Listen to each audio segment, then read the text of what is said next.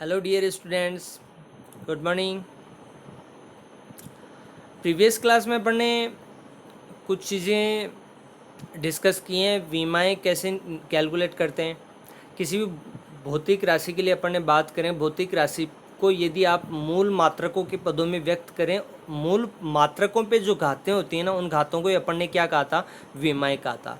और यदि अपन उन भौतिक राशियों में जो मूल मात्रक हैं उसको संकेतों के रूप में प्रदर्शित करें तो उसको अपन वर्ग कोष्ठक में लेते हैं, विमीय सूत्र कहते हैं।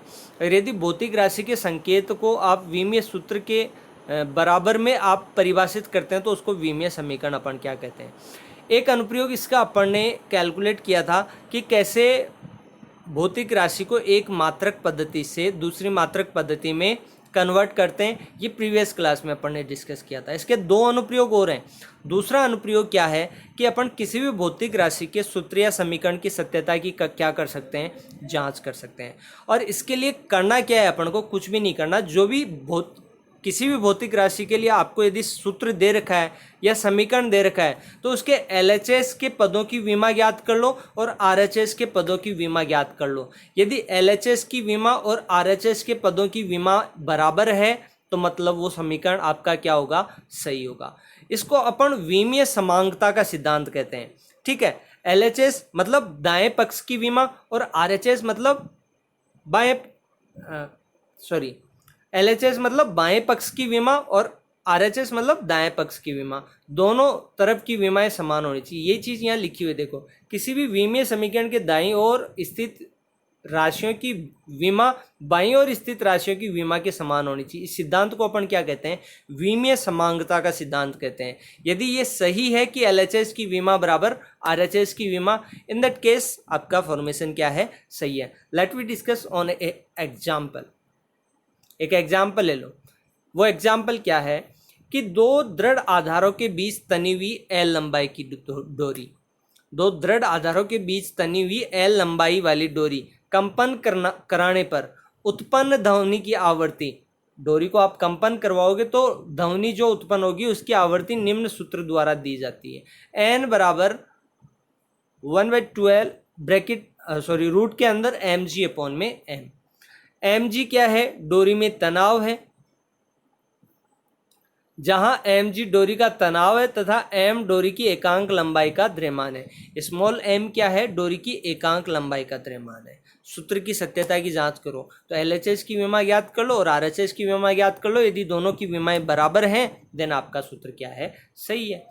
चलो आवर्ती की बात। आवर्ती क्या होती है, आवर्तकाल का व्युत्क्रम होती है। तो उसको क्या लिखते हैं अपन, फॉर्मूले में देखो n बराबर है तो n क्या है, आवर्ती है। तो आवर्ती क्या होती है, आवर्तकाल का व्युत्क्रम होती है। तो n बराबर 1 में t, 1 t मतलब सेकेंड, 1 सेकेंड। तो इसकी विमा क्या हो जाएगी, इसकी विमा क्या हो जाएगी,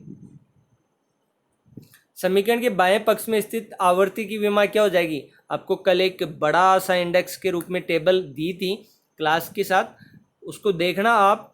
शायद मैंने PDF अपलोड नहीं की है, मिसिंग है, दिमाग से निकल गई वो बात, मैं डाल दूंगा वो PDF। तो उसमें आवर्ती की विमा देखना। आवर्ती की विमा, आवर्ती क्या होती है, आवर्तकाल का व्युत्क्रम होती है। मतलब 1/2 सेकेंड मात्रक होता है या प्रति सेकेंड मात्रक होता है। ऊपर जाएगा तो सेकेंड इनवर्स। तो यहाँ पे विमा क्या हो जाएगी, m0 L0 t-1। ये LHS की विमा हो गई बाएं पक्ष की। RHS की विमा भी निकालो। तो RHS की विमा निकालोगे तो आपको कहानी और भी समझ में आएगी। यहाँ पे देखो L की विमा क्या होती है, L1, और M की विमा क्या होगी, M1। चलो आगे बढ़ते हैं।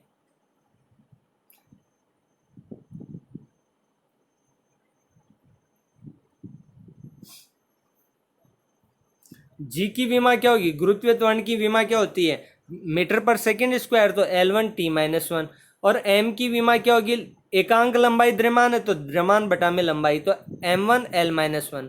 RHS में जो फॉर्मूला है उसमें विमा रख दो, दाएं पक्ष की विमा निकालो 2L1 M1। अब 2 की तो कोई विमा नहीं होती तो 2 लिखने से कोई मतलब ही नहीं है यहाँ पे। L1 M1 L1 t-1 और M1 L-1। इसको सॉल्व करो, M1 से M1 कट जाएगा और L1 ऊपर जाएगा तो क्या हो जाएगा, L2 t-1। रूट के बाहर आएगा तो क्या होगा, L1 t-1। अरे घात दो घात है, रूट के बाहर हो जाएगी तो एक घात हो जाएगी।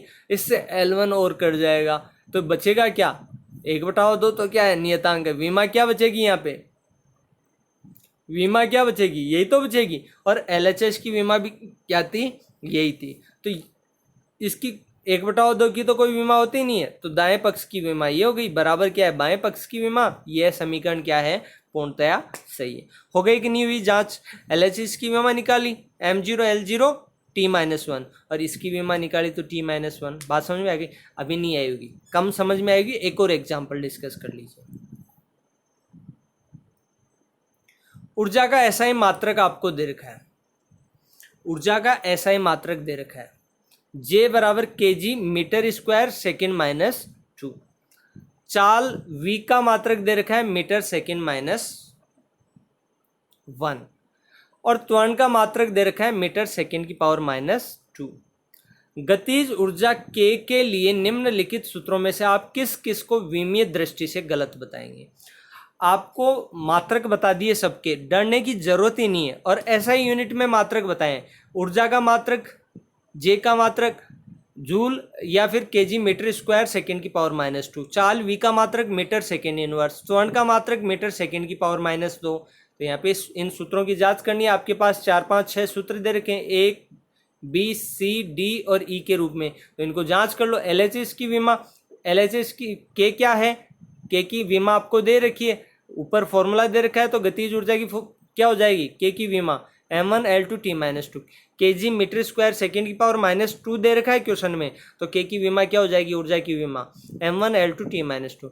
अब RHS की विमा कैलकुलेट करो। फॉर्मूला आपका क्या दे रखा है, K बराबर M2 V3। देखो A के अंदर यही दे रखा है M2 V3। तो RHS की विमा और निकालो। RHS की विमा क्या होगी, द्रव्यमान की तो क्या होती है M1, तो M स्क्वायर है तो विमा के ऊपर स्क्वायर, और V3 की L1 T-1, तो इसका क्यूब है, V का क्यूब है। देखो यहाँ पे V का क्या है, क्यूब है। तो यहाँ पे ये आपने घात 3 लगा दी, घात अंदर गुणा हो जाएंगी, तो M2 L3 T-3, M2 L3 T-3 same है क्या विमा, सेम नहीं है, तो यह सूत्र विमीय दृष्टि से संगत नहीं है। LHS और RHS की विमा बराबर नहीं आ रही तो गलत है, ठीक है। नेक्स्ट देखो, इसको चेक करो। K की विमा आप ऊपर वाले में निकालिए, M1 L2 T-2, 1/2 है तो इसको तो छोड़ो। M की विमा क्या होती है M1, और वेग की L1 T-1, और इसके ऊपर स्क्वायर है तो ये स्क्वायर लगा दिया। अंदर लेके आओ तो M1 L2 T-2 एक जगह लिखोगे तो LHS RHS की विमा क्या है, बराबर है। यही बात लिखी हुई है इसमें, देखो क्या लिखी हुई है, 1/2 की तो कोई विमा होती नहीं है, और LHS RHS की विमा बराबर है, तो विमीय रूप से ये क्या है, सूत्र संगत है। नेक्स्ट देखो, K बराबर Ma, ऊर्जा की विमा आपको पता है ही M1 L2 T-2। Ma की विमा क्या होगी M1, M की तो विमा, और त्वरण की L1 T-2 एक जगह लिखोगे तो M1 L1 और T-2। देखो LHS RHS की विमा बराबर है क्या, इसमें ऊर्जा में L2 है, इसमें L1 ही है, तो ये भी सही नहीं है, संगत नहीं है। देखना, विमीय दृष्टि से ये भी संगत नहीं है, लिख दिया। नेक्स्ट देखो, 3/16 को तो छोड़ो, ये तो कांस्टेंट है तो इसको तो छोड़ो। K बराबर mv², देखो K की विमा और फिर इसकी विमा निकालोगे तो सही है, विमा बराबर है LHS बराबर RHS की विमा, तो सूत्र विमीय रूप से संगत है, विमीय रूप से सही है। मैं ये नहीं करा कि 3/16 फॉर्मूले में सही है। विमीय दृष्टि से सूत्र की सत्यता की जांच करें तो विमीय दृष्टि से सूत्र सही है। बात समझ में आ गई।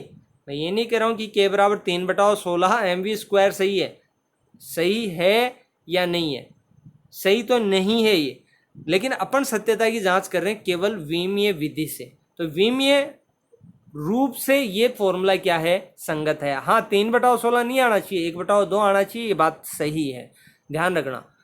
विमीय दृष्टि से, विमीय रूप से ये क्या है, संगत है। चलो लास्ट को और कैलकुलेट कर लें। अब देखो, इसमें एक एक्स्ट्रा फीचर अपन सीखेंगे कि यहाँ पे 2 पद दे दिए, एक तो ये और एक ये पद। K की विमा तो आपको पता ही है, लेकिन यहाँ पे ये पद और ये पद दे रखे हैं, तो ऐसी कोई श्रृंखला के रूप में प्लस प्लस या माइनस माइनस बन रहा है ना, अलग अलग पदों की विमाएं क्या करेंगे ज्ञात, और समान होनी चाहिए। तो 1/2 mv² की विमा निकालो, M1 L2 T-2, M1 L2 T-2, M1 L2 T-2 ये निकाल ली, M1 L2 T-2, और एम ए की विमा M1L1T -2। अब यहाँ देखो एक कॉमन बात क्या है कि K 1/2mv² तथा एम ए की विमाएं अलग अलग क्या है, समान ही है। अतः अब देखो यहाँ पे 3 पद आपको दे रखे हैं ना, 3 पद आपको दे रखे हैं, तो इसमें जरूरी क्या हो जाता है वो सुन लो अच्छे तरीके से कि K की विमा, इसकी विमा और प्लस इसकी विमा, ये तीनों पदों की अलग अलग विमाएं क्या होनी चाहिए, बराबर होनी चाहिए। ध्यान रखना, गुणा में होता है तो आधार समान होता है, घातें जुड़ जाती हैं, लेकिन यहाँ गुणा में नहीं है, यहाँ पे काय में है, प्लस में है। तो 3 पद हैं, फर्स्ट पद, सेकंड पद और थर्ड पद, तीनों पदों की विमाएं क्या होनी चाहिए, बराबर हो जाएंगी। तो ये संगत है विमीय रूप से, अदरवाइज ये संगत नहीं है। बात समझ में आ गई। चलो एक और काम अपन कर लेते हैं। एक और अनुप्रयोग है, एप्लीकेशन है इसका, कि अपन कैसे संबंध स्थापित कर सकते हैं, उसको डिस्कस कर लेते हैं।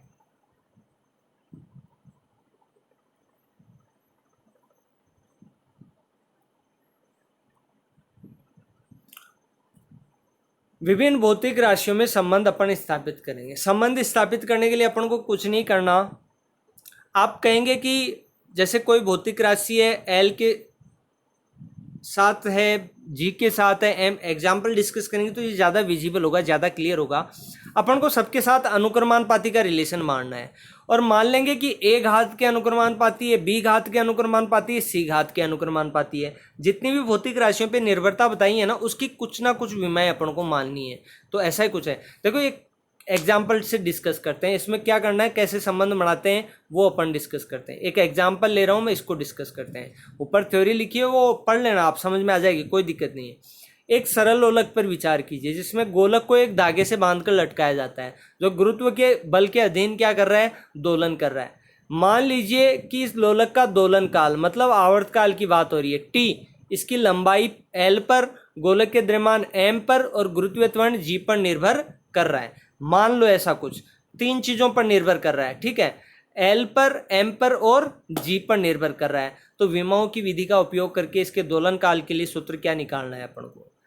मैंने क्या कहा, 3 चीजों पर निर्भर कर है। मान लो कि दोलन काल टी क्या है, एम के भी अनुक्रमानुपाती है, एल के भी अनुक्रमानुपाती है और जी के भी अनुक्रमानुपाती है। लेकिन इन पे घातें कितनी आएंगी, विमाएं कितनी आएंगी वो अपन को पता नहीं है। तो इस पे विमाएं मैंने क्या मान ली कि मान लो कि विमाएं क्या है, अक्स, वाई और जेड। एम की विमा अक्स है, एल की विमा वाई है और जी की विमा क्या है, जेड है। तो ये विमाएं मैंने मान ली है, ठीक है। अब अनुक्रमानुपाती के इस चिन्ह को हटाएंगे तो एक नियतांक आएगा के, तो के आ जाएगा। के एक नियतांक है तो विमाहीन होगा, ठीक है। मान लो कि के आ गया, के क्या है, एक नियतांक है जो कि क्या है, विमाहीन है। अतः शेष राशियों की विमाएं क्या होंगी, देखो टी आवर्तकाल है तो इसकी विमा तो क्या होगी, टी की विमा m0 l0 t1, ठीक है।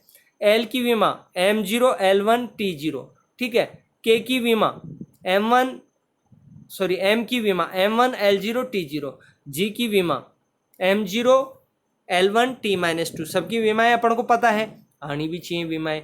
अब माना ऊपर ये है कि मान लो m की अक्ष घात के अनुक्रमानुपाती t है, l की y घात के अनुक्रमानुपाती t है और g की z घात के अनुक्रमानुपाती t है। एक साथ लिखा है उन रिलेशंस को, कोई दिक्कत नहीं है। विमाएं रख के घात लगा दो, बराबर कर दो। देखो t की विमा LHS में बाएं पक्ष की विमा और दाएं पक्ष की विमा क्या होनी चाहिए, विमीय संगतता के नियम से अपन ने देखा है पीछे ही, तो LHS की विमा और RHS की विमा अपन ने बराबर कर दी। ये टी की विमा, ये आपकी m की विमा, ये आपकी L की विमा और ये आपकी G की विमा। और इनके ऊपर जो घातें थी ना, अक्स, y और z, देखो ऐसी की ऐसी लगी हुई है, अक्स, y और z, ये घातें लगी हुई हैं। इन घातों को अंदर गुणा कर दो, तो अंदर गुणा करोगे तो क्या हो जाएगा, इस तरीके से हो जाएगा। इस पे तो अक्स आ जाएगा, इस पे क्या आ जाएगा, y आ जाएगा और इस पे दोनों पे क्या आ जाएगा, LZ t-2z आ जाएगा।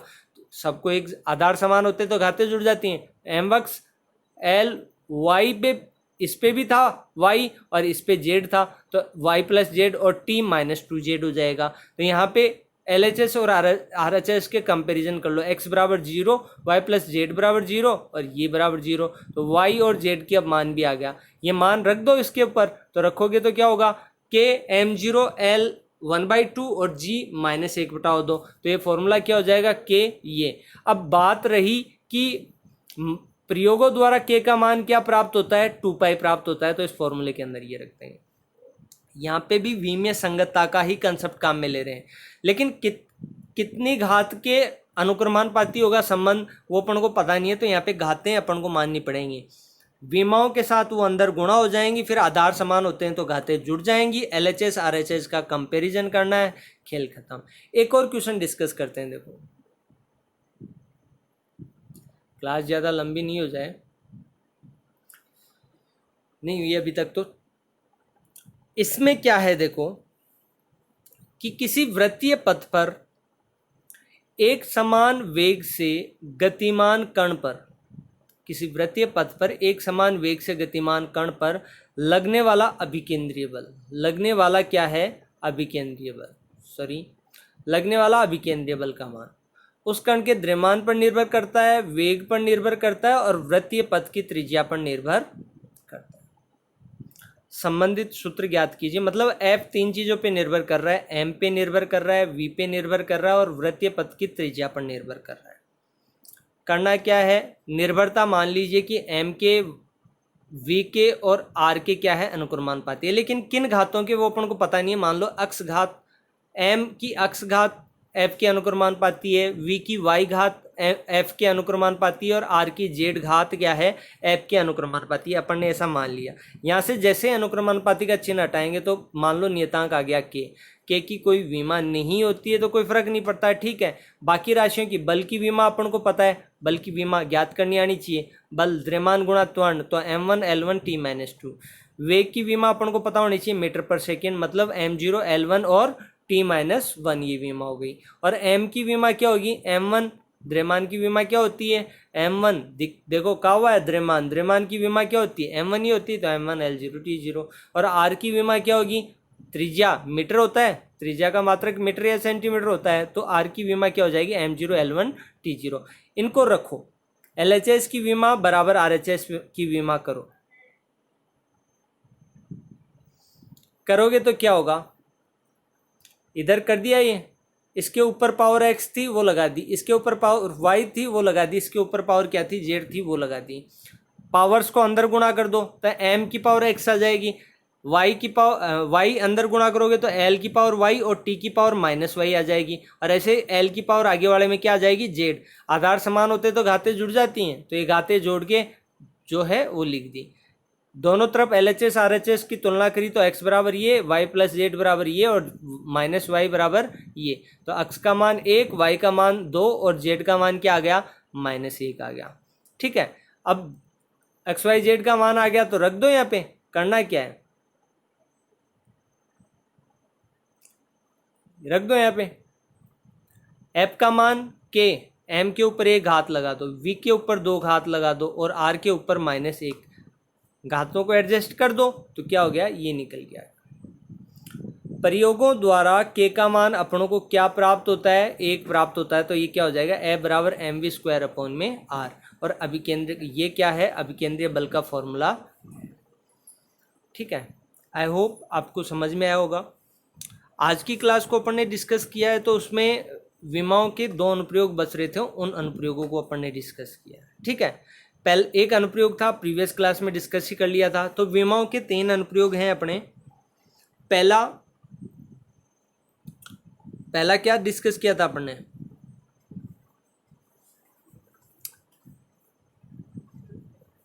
दूसरा और तीसरा। ठीक है,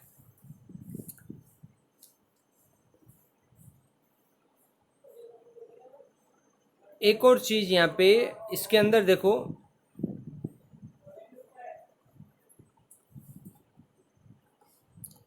थ्योरी को और देख लो, कहीं बाद में कहोगे सर आपने सही तरीके से नहीं समझाया। किसी भौतिक राशि में ये ज्ञात हो कि यह किन किन राशियों पर निर्भर करती है, तो विमीय संतुलन विधि का उपयोग करके संबंधित राशियों के मध्य संबंध स्थापित किया जा सकता है। इसके लिए सर्वप्रथम एक समीकरण लिखेंगे, उनकी भौतिक राशियों के बीच में संबंध दर्शाएंगे और बाएं पक्ष की विमा और दाएं पक्ष की विमा को बराबर करके अपन क्या कर लेंगे, संबंध ज्ञात कर लेंगे। ठीक है, चलो यहीं पे मैं क्लास फिनिश कर रहा हूँ। नेक्स्ट क्लास में नया कंसेप्ट लेके आऊँगा। ठीक है। जिसने अभी तक मेरा चैनल सब्सक्राइब नहीं किया है वो चैनल को सब्सक्राइब कर दें और बेल आइकन को प्रेस कर लें। नेक्स्ट क्लास आपको कंटिन्यूटी में मिल जाएगी। ठीक है, थैंक यू।